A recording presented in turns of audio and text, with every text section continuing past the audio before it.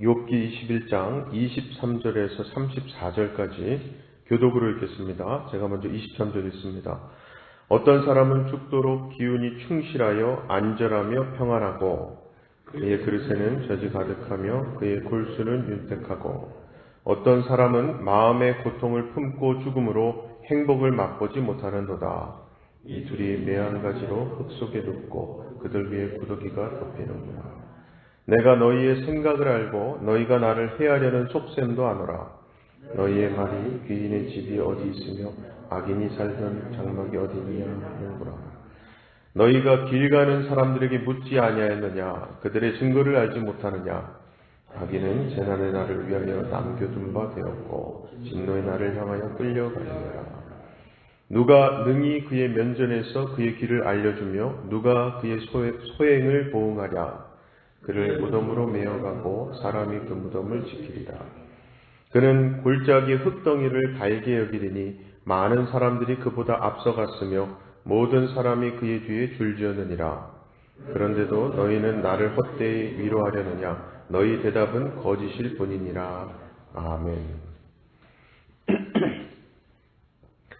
욥기를 쭉 보다 보면은 악인은 재앙을 받는다라고 하는 욥 친구들의 주장에 인간의 현실은 마치 살면서 보니까 그렇게 되지 않던데 라고 반박을 하는 것처럼 보입니다. 왜냐하면 본문 23에서 25절 욥의 말처럼 악인도 형통하고 번성하며 편안하게 살다가 편안히 죽는 것이 우리가 보고 접하며 살아가는 현실이기 때문이죠. 원래 성경은 분명히 악인에 대한 심판을 경고합니다. 의인에게는 복이 임하고요.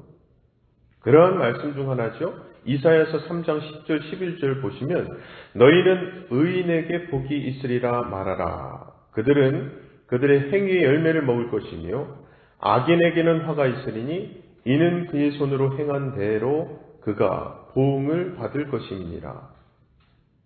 이거야말로 많은 사람들이 원하는 것일 겁니다. 그런데 욥의 말처럼 정작 현실에서는 성경의 경고대로 악인이 심판받고 보응받는 것으로 보이지가 않아요. 그렇기 때문에 많은 사람들이 악인에 대한 심판의 경고를 마치 실현 가능성이 없는 것으로 생각하곤 하죠.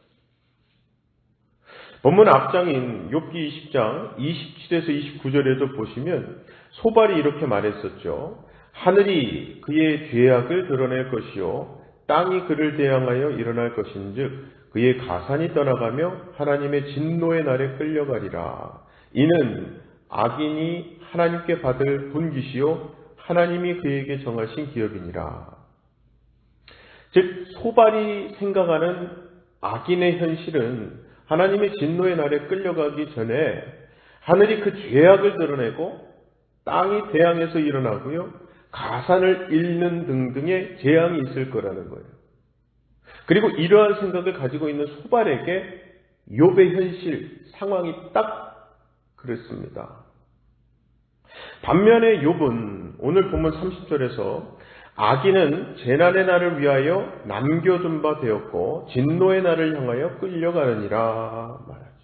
즉 재난의 날을 위해 남겨둔 바 되어 있는 악인이라는 건데요. 바로 이것이 하나님에 대한 소발과 욥의 관점의 차이입니다. 자, 일단 소발도 욥도 악인에 대한 하나님의 진노는 인정합니다. 다만 소발은 하나님의 진노를 현실에서 받는 재앙으로 확인하는 것이고요. 욥은 현실이 아니라 방금 본 30절에서 악인은 재난의 날을 위하여 남겨둔 바 되었고 라고 해서 하나님이 일으키시는 재난의 날이 따로 있다고 하면서 악인은 그날을 위해 잠시 남겨둘 뿐이라는 겁니다. 그렇기 때문에 현실에서는 악인이 형통할 수 있고 번성할 수도 있기 때문에 소발의 주장처럼 현실의 재앙만으로 악인으로 규정할 수 없다는 것이죠. 사실 이러한 현실이 신자로서는 불만이 될 수도 있습니다. 왜냐하면 신자는 의인으로, 그리고 신자가 아닌 자는 악인으로 구분되어서 날마다 이 악인에 대한 하나님의 보응이 있었으면 좋겠다라고 하는 것이 많은 사람들의 솔직한 심정이기 때문입니다. 하지만 현실은 다르죠. 자, 그렇다면은 아까 봤던 이사야 선지자가 말한 악인에게는 화가 있고 그의 손으로 행한 대로 보응을 받는다는 것은 어떻게 이해를 해야 할까요? 즉, 이 말씀 안에서 우리는, 신자는 세상을 어떻게 바라봐야 할까요? 사실 우리에게는 무엇보다 무엇이 현실인가에 대한 이해가 먼저 필요합니다. 보통 우리는 눈에 보이는 것을 현실이라고 생각합니다면 사실 그러한 현실은요, 끊임없이 흘러가고 있는 시간의 선상에서는 그저 지나가는 것일 뿐이에요. 즉, 흘러가는 시간 속에 존재하고 있는 우리로서는 현실은 그저 지나가는 순간들 중 하나일 뿐인 거예요. 바로 그런 점에서 참된 현실은 어제도 오늘도 내일도 영원히 변함없는 하나님의 말씀입니다. 그리고 그 말씀에 의하면 악인에게 화가 있다는 것이 현실이고요, 행한 대로 보응하신다는 것이 현실이에요.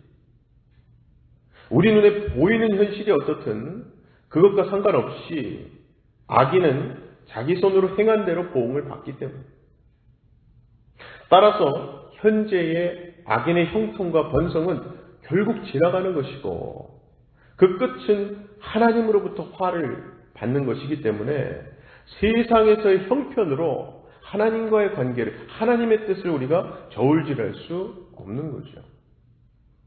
자, 그럼에도 불구하고 소발과 다른 친구들을 비롯해서 현재도 많은 사람들이 눈에 드러나는 현실을 증거 삼아서 하나님과의 관계와 신앙을 확인하고 저울질하려고 하는 거죠.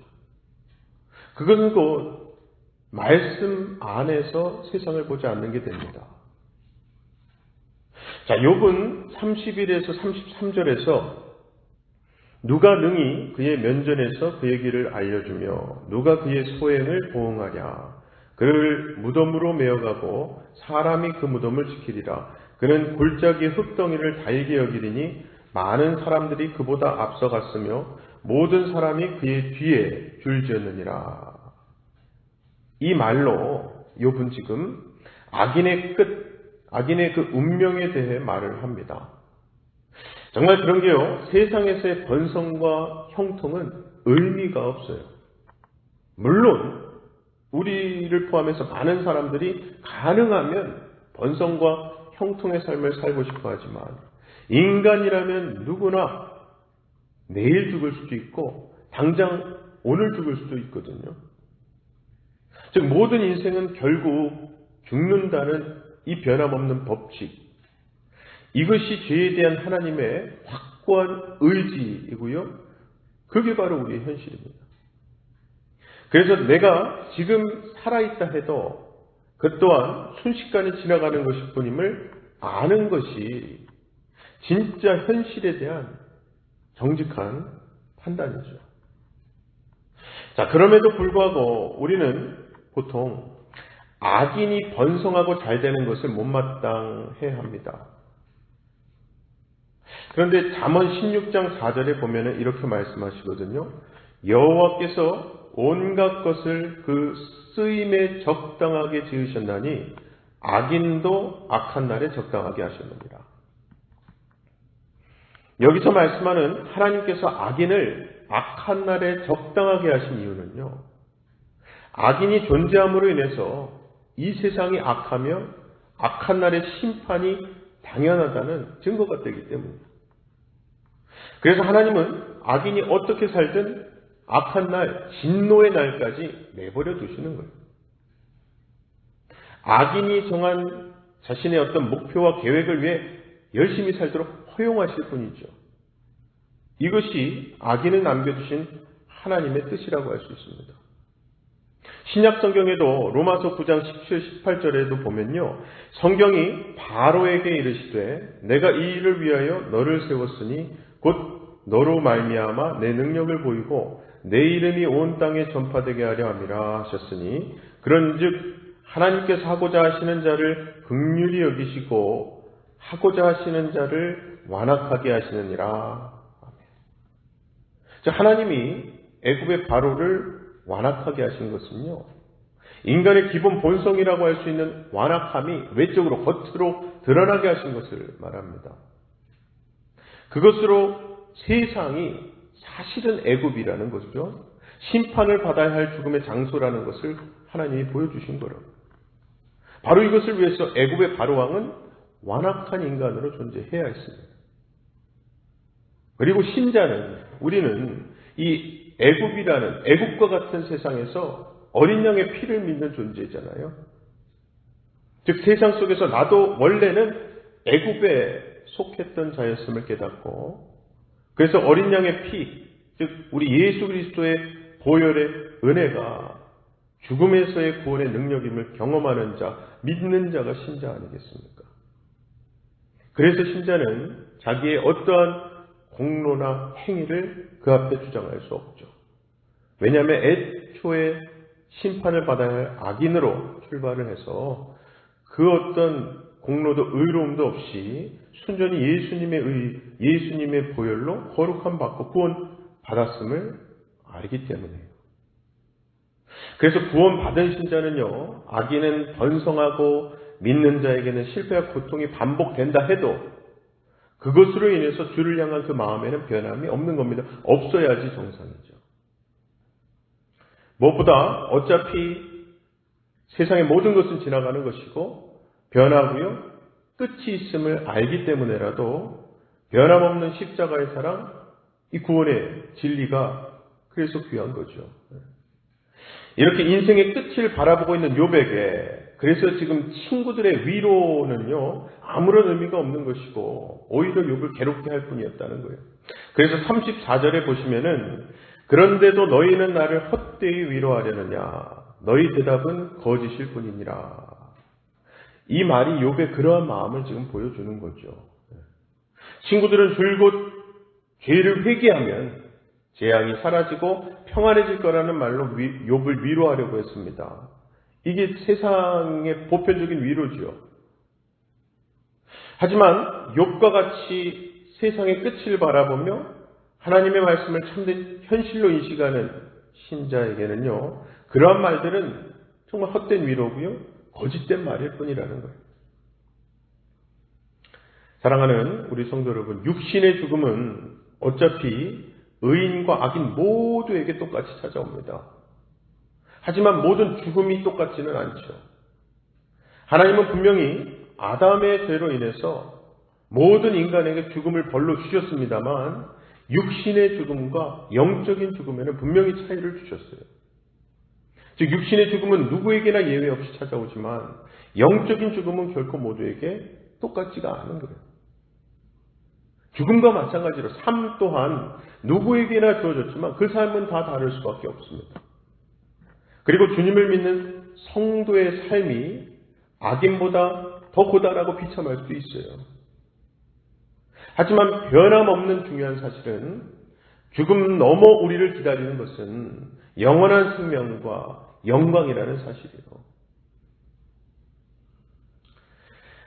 마지막으로 철로 역정을 쓴 존 버년이 한 말을 나누고 마치겠습니다. 우리 생명의 삶에 조그맣게 나왔더라고요.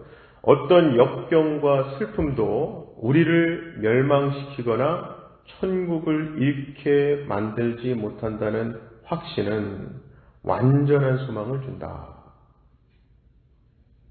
아무쪼록 이 땅에서의 삶에 어떠한 역경과 슬픔도 하나님의 구원받은 자녀된 우리를 영원히 멸망시키거나 이미 얻은 천국을 잃게 만들지 못함을 명심하시고 오늘도 그 소망 바라보며 삶의 모든 시험에서 승리하시는 저와 여러분 되시기를 주님의 이름으로 간절히 축원합니다.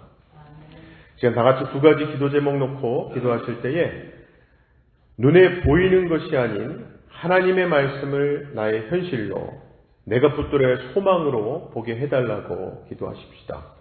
두 번째는요, 오늘 저녁에 있을 소마 크리스트 위에 기도 부탁드립니다. 올해의 마지막 소마 크리스트거든요.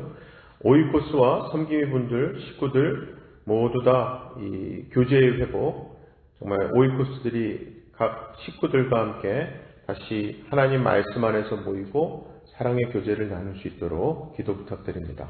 함께 기도하겠습니다. 사랑의 아버지 하나님, 감사합니다. 오늘도 우리의 눈을 통해서 보이는 길을 따라 이 자리에 왔고, 또 보이는 상황을 따라 우리 삶을 판단하고 걱정하거나 행복해할 때가 있지만, 보이지 않는 하나님을 믿는 우리로서는 자꾸 눈에 보이는 모습에 의지하지 않고 하나님께서 주시는 소망의 말씀, 이 땅 이후에 진정한 영원한 생명에 관한 말씀을 붙들고 살아갈 수 있도록 도와주시옵소서. 그 소망을 붙들고 사는 자로서 살아갈 때에 우리가 지금 현실로 인해서 힘들어하고 있는 우리 주변의 가족이나 또 교우들에게 진정한 위로의 말, 또 진정한 중보 기도를 할 수 있을 줄로 믿사오니 항상 우리에게 그러한 믿음과 소망 잃지 않게 하시고, 하나님만이 우리에게 어제도 오늘도 내일도 변함없는 유일한 기준이요 진정한 현실됨을 기억하게 하여 주시옵소서. 특별히 오늘 저녁 올해의 마지막 소마 크리스트가 있습니다. 우리 교회의 가장 기본 신앙 공동체인 우리 오이코스가 하나님 은혜 가운데 항상 회복되어지고 또 건강하게 성숙하게 자리 잡아 갈 수 있도록 역사하여 주시고, 그것을 우리 귀한 섬김이 분들과 또 식구들이 한마음이 되어서 기도하고 서로 모여서 서로 의지하고 화목할 때에 하나님께 기쁨이 되고 영광이 되는 화목의 제사, 교제 예배가 될 수 있도록 축복하여 주시옵소서. 오늘도 기도로 시작할 때에 우리 삶에 보이는 것이 아닌 보이지 않는 하나님의 역사하심과 동행하심, 위로하고 빛을 보여주심을 경험하게 할 줄 믿사오고 예수 그리스도의 이름으로 기도합나이다. 아멘.